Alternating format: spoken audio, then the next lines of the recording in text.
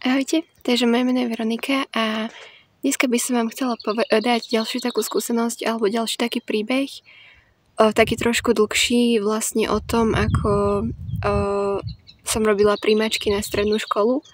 Ako ste si mohli aj všimnúť v predložilých videách, niektorých som dávala také pár takých, nie že rád, ale také tiež vlastne také svedectvá o tom, že ako mi Boh pomáhal viackrát aj v škole, v rôznych, akože hlavne na tej základnej škole, v rôznych predmetoch a či už by to bolo písanie diktátu, alebo to boli modlitby za učiteľov alebo ďalšie, takže kľudne tie svedectvá a tieto vlastne videá môžete pozrieť.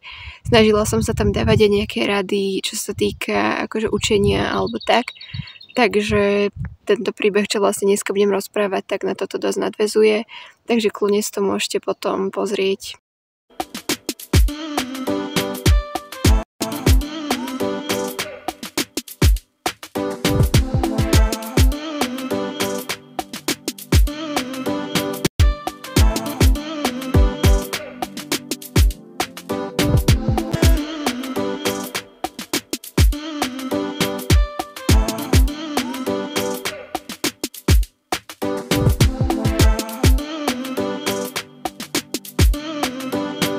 Dneska by som vám teda rada porozprávala príbeh o tom, ako som robila príjmačky na strednú školu.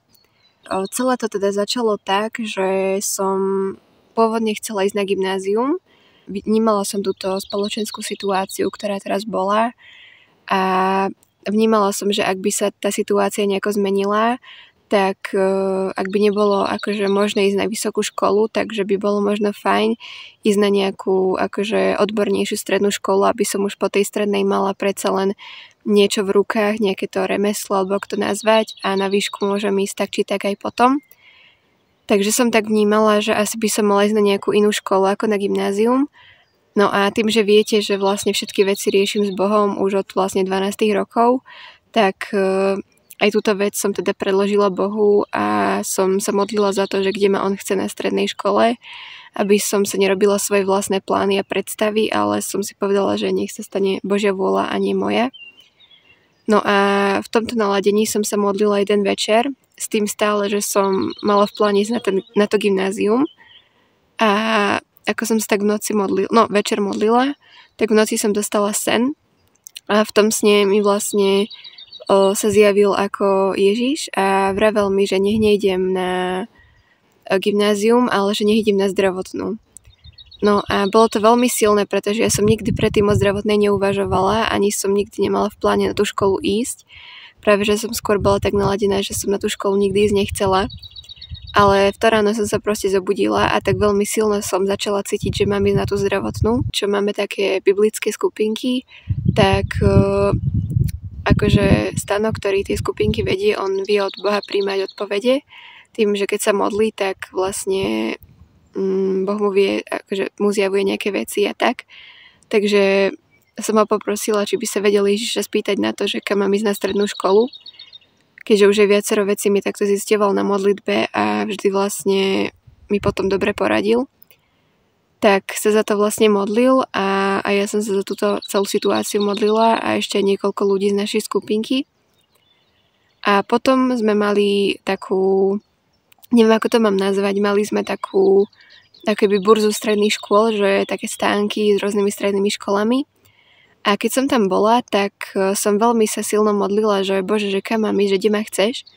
A vtedy vlastne sa stalo to, že som veľmi silno začala cítiť, že choď ku stánku so zdravotnou znovu. A tak som išla k tomu stánku a tam bol odbor praktická sestra. Tak som nejaký čas strávila akože pri tom stánku, ale potom som vlastne cítila, že to není niečo, že proste nemám tam byť, že toto nie. Tak som začala chodiť po tých ďalších stánkoch s rôznymi inými školami a som sa modlila, že kde ma Bože chceš. No a potom som stále cítila, že pri každom stánku, že to není ono, že tam nemám byť. Tak som sa vrátila ku stánku so zdravotnou a pozerala som si, aké tam majú odbory. No a vtedy vlastne, ako som pozerala tie odbory, tak som zistila, že tam je odbor masér. A vtedy som tak silno začala cítiť, že mám tam ísť a že to je to, kde ma Boh chce. Som sa tiež znova doma modlila a čítala som si Bibliu a som tak povedala Bohu, že Bože, že ak ma chceš fakt na tej zdravotke, tak mi to ukáž nejako, že proste nejako mi to ešte daj vedieť, že aby som vedela, že to je od teba. No a vtedy proste sa mi začali ako keby ukazovať verše v Biblii, ktoré mi všetky proste dávali ako keby súvis a všetky tie verše dokopy mi ako keby ukazovali na to, že na tú zdravotku mám ísť. Ďalší problém bol ten, že vlastne moja akože celá rodina bola tak naladená, že si ma predstavovali, že pôjdem na gymnázium a že teda nepôjdem na akože zdravotnú školu alebo nejakú odbornú školu. No a skoro nikto z našej rodiny nesúhlasil s tým, aby som išla na zdravotnú. Tak som sa modlila za to, aby Boh pôsobil aj na srdcia akože mojej rodiny, aby to nejako prijali a aby s tým boli v pohode, či už rodičia, a teda hlavne mamka, alebo potom aj starka. Ako som sa modlila, tak potom aj mamka už začala byť viac s tým v pohode, že aby som išla na zdravotnú. A potom mi napísal Stano, čo vedie tej skupinky, že už vlastne akože sa mu podarilo od Boha zistiť odpoveď a že mám ísť vlastne na tú zdravotnú, že mu to tiež vyšlo na modlitbe. Ten deň som išla za starkou, pretože som bola pri nej, tak som šla za ňou a som jej vravela, že už teda viem, kam pôjdem do školy. A ona sa na mňa pozrela a povedala, že na zdravotnú však. A ja som jej povedala, že hej. A ona povedala, že presne teraz, túto noc, alebo nejak tak, keď som sa modlila, mi to Ježiš povedal, že aby si išla na zdravotnú. Takže to bolo také dosť silné, že to bolo potvrdené akože z viacerých strán takto. Takže som sa začala teda pripravovať na tú zdravotnú školu, ale nebolo to vôbec jednoduché, pretože v tomto období som akože prežívala dosť ťažké obdobie, aj čo sa týka toho, že som zvykla mávať akože rôzne depresie a také akože ťažké chvíle. Dosť ťažšie sa mi aj učilo v škole a dosť ma vyčerpávalo psychicky už sa učiť na písomky a testy v škole a nemala som vôbec energiu sa učiť a už vôbec nie sa učiť na príjmačky. Ďalšia vec bola tá, že som si uvedomovala, že vlastne na tých príjmačkách, keďže som chcela ísť do odboru masér, tak vyžadovali akože nejakú tú fyzickú kondíciu a nejakú takú tú akože zdatnosť aj čo sa týka športu alebo teda tej telesnej. A ja som na telesnej akože veľmi neprekvítala a bola som jedna z tých najposlednejších, či už v behu, v gymnastike alebo proste vo všetkom. A vlastne vedela som, že nemám tú kondičku a že proste to nedám. Vedela som, že moja kondička není tak dobre vyvinutá na to, aby som tie testy akože zvládla. A plus akože moje psychické nastavenie v tom čase, čo spôsobovalo, že som sa nedokázala učiť ani poriadne na predmety do školy, nie to ešte na príjmačky. A do toho tam ešte boli ďalšie veci, aj rôzne zdravotné, ktoré proste spôsobovali to, že som si vedomovala, že na tú školu proste nemám a že nemám ani čas, ani kapacitu, akože teraz psychicky sa učiť na nejaké príjmačky. No tak som sa za to začala modliť, lebo som si vedomovala, že z ľudského pohľadu je nemožné, aby ma tam proste zobrali. A potom vlastne som prežila na skupinke, keď sa Stano za mňa modlil, aj vyslobodenie z tých depresí a z tých akože ťažkých stavov, ktoré som vtedy mala, čo spôsobilo aj to, že som dostala aj novú chuť aj do učenia, aj celkovo už som aj po pobediach, čo som mala také, že som musela iba ležať, pretože som nedokázala už ani vstať z postele veľakrát tie posledné dni. Tak som dostala takú novú chuť do života a dokázala som sa učiť aj na príjmačky. Mala som však už iba asi nejaké 2 týždne do príjmačiek a knihy som ešte ani nevidela. Ďalšia vec bola tá, že keď som robila premety, ale teda tie mlynské kolesa a tieto veci, ktoré som potrebovala na tú telesnú, tak problém bol ten, že keďže nie som akože až tak fyzicky zdatná, tak sa mi stalo, že sa mi preťažil lakeť a akože tá ruka ma nechcela držať a keď som aj robila mlynské kolesa, tak stále sa mi podlomila a proste som stále padala na zem. A stalo sa mi to pár dní pred príjmačkami, asi že 3 dní alebo 2 dní pred príjmačkami sa mi to proste tak presililo. No a vlastne skúsenosť je aj tá, že vlastne pred príjmačkami ma ten lakeť bolel, aj po príjmačkách ma ten lakeť bolel, pretože bol vlastne preťažený, ale v deň príjmačiek ma nebolel a mohla som teda spraviť pokoj tej príjmačky, aj teda tie príjmačky z telesnej. A keď sa k tomu teda vrátim, tak vlastne podarilo sa mi za tie 2 týždne sa naučiť na tie príjmačky, čo je dosť veľký zázrak pre mňa, že som sa dokázala naučiť 4 knihy biológie za 2 týždne. No a ďalšia vec je tá, že aj keď už teda bol príbeh tých príjmačiek, tak celý bol taký veľmi pokojný. Aj som mala veľmi pokojnú myseľ, aj predtým som akože zvyknem byť taký dosť človek, ktorý zvykol stresovať akože z každej blbosti alebo maličkosti a aj keď som napríklad mala aj s kamošmi vonku alebo podobne, tak som zvykla byť z toho v strese.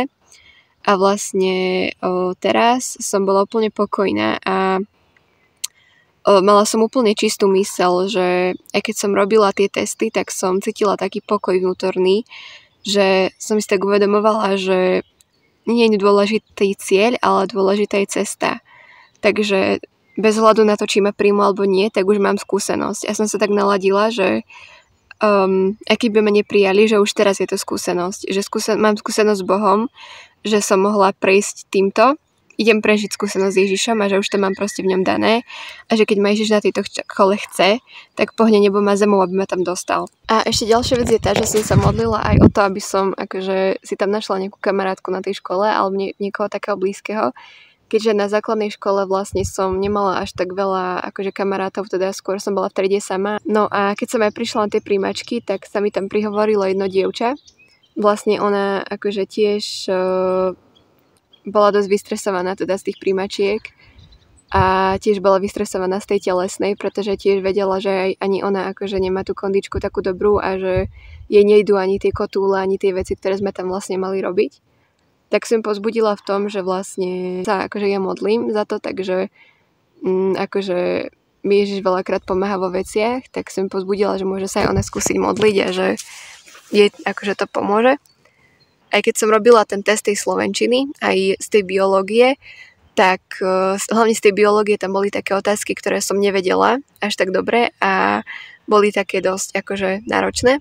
Aj tým, že som si nestihla proste pozrieť všetko, ani sa všetko naučiť, čo som potrebovala, keďže som mala na to iba tie 2 týždne, tak veľa vecí som si nestihla pozrieť podrobne a nevedela som to, ale začala som sa modliť a v tej chvíli mi to proste začalo byť pripomínané a normálne mi začal ako keby Boh dávať odpovede na akože tie otázky, ktoré boli v tom teste a ukazovať mi veci, že ako majú byť. No a takže vlastne nakoniec som ten test spravila a tie otázky, ktoré som nevedela a som sa modlila a Ježiš mi ukázal, čo tam má byť, tak potom som sa pýtala a povedali mi, že som to dala správne. A pritom som veľakrát to boli také veci, ktoré neboli ani v učebnici, ani som to nemala veľakrát skadiaľ vedieť. Takže to bolo také dosť silné. A dosť taká silná vec bola aj v tom, že keď sme robili tú telesnú, tak tiež som akože s týmto preťaženým lakťom som spravila aj mlynské koleso, aj stojku. Som teda aspoň vykopla nohy tak trochu vyššie.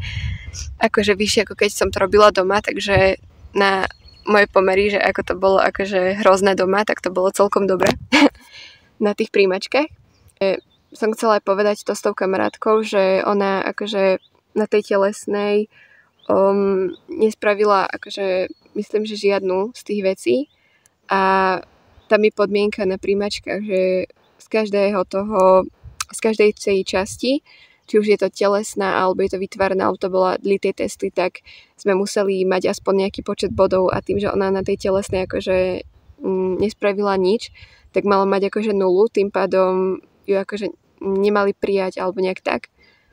Tak som tedy písala Stanovi, že aby sa za ňu modlil aj za celú túto situáciu. Akože sme mali to plávanie a toho sa tiež dozobávala, keďže v tom nebola tiež až taká veľmi dobrá. A ja som tiež nebola až taká zasa dobrá v plávaní. A hlavne jedna vec bola tá, že ja som nikdy v živote nevedela akože skočiť šipku, pretože som sa to vždycky bála a vždy, keď som to skúšala, tak vždy som proste, aj keď som už mala tú odvahu, že skočím, tak som akože zasekla sa a nevedela som proste to skočiť, takže som ostala keby tak strnulo stať. 2 dní predtým, alebo nejak tak, alebo 3, som bola plávať, ešte tesne predtým, ako sa mi to stalo s tým lakťom, tak som bola trénovať na príjmačky v bazéne a vtedy mi Ježiš povedal, že skočíš tú šípku, že proste sa neboj a že akože prekonať ten strach a skúsiť to skočiť. tak som sa tak naladila, že to vyskúšam a že budem dôverovať Ježišovi, že to skočíme. Keď som to za 16 rokov, no vtedy som mala 15, za 15 rokov akože nikdy nedokázala. Keď som prišla na tie príjmačky, tak tým, že som mala tú pokojnú myseľ aj všetko, tak aj keď som išla vlastne skákať tú šípku, tak mi neprišla ani žiadna myšlienka na strach, ani nič. A tak som sa postavila na ten mostík a som sa začala tak v duchu modliť a prišiel mi taký verš, že keď pôjdeš cez vodu, budem s tebou, keď cez rieky nezatopia ťa, keď cez oheň nepopáliš sa a plameň sa ťa nechytí. A s tým veršom som vlastne aj išla do tých príjmačiek celých, že vlastne keď pôjdem cez tú vodu, takže vlastne Ježiš bude v tom so mnou. A tak som sa aj naladila, že keď budem plávať, že proste tam budem s Ježišom. A v tom kľude, ako som sa tak nastavila, som tú šípku skočila. Prvýkrát v živote za 15 rokov som ju skočila. A preplávala som celú tú dĺžku, teda úplne v pokoji a v pohode. O nejaký teda čas mi prišli výsledky z týchto príjmačiek a zistila som, že som teda na tú školu bola prijatá a že spravila tie príjmačky najlepšie zo všetkých, že som skončila na prvom mieste zo všetkých uchádzačov a to sa na tú školu hlásilo, no na ten odbor sa hlásilo, myslím, že 70 ľudí a mohli zobrať iba 20. Takže je to pre mňa dosť veľké svedectvo aj v tom, že v akom psychickom rozpoložení som predtým bola, aj čo sa týka tej kondičky, ktorú som mala v tom období, aj to, že som ešte bola zaťažená predtým, hlavne tými debkami, čo spôsobovalo aj to, že som ešte menej vládala. A ďalšie svedectvo je aj to, že prijali aj túto kamarátku, takže teraz sme vlastne aj spolužiačky. To je tiež také svedectvo, že aj napriek tomu, že nemala z tej telesnej tie body, ktoré potrebovala, tak ju proste nakoniec prijali. Je to pre mňa také osobné silné svedectvo, že aj keď sa nám niečo z ľudského pohľadu zdá nemožné, tak u Boha je všetko možné a že vlastne keď nás Ježiš niekde chce, tak nám aj pomôže akože sa tam dostať, že nám tú cestu akože urovná aj tie chodníky. Takže toto svedectvo som vám chcela povedať aj na povzbudenie, hlavne aj tým, ktorí teraz vlastne budete robiť príjmačky teraz v máji. Uvidíme sa pri ďalšom videu a verím, že aj keď dnešné video bolo trošku dlhšie, že ste vydržali až do konca a že vás to povzbudilo a teda uvidíme sa pri ďalšom videu. Tak ahojte!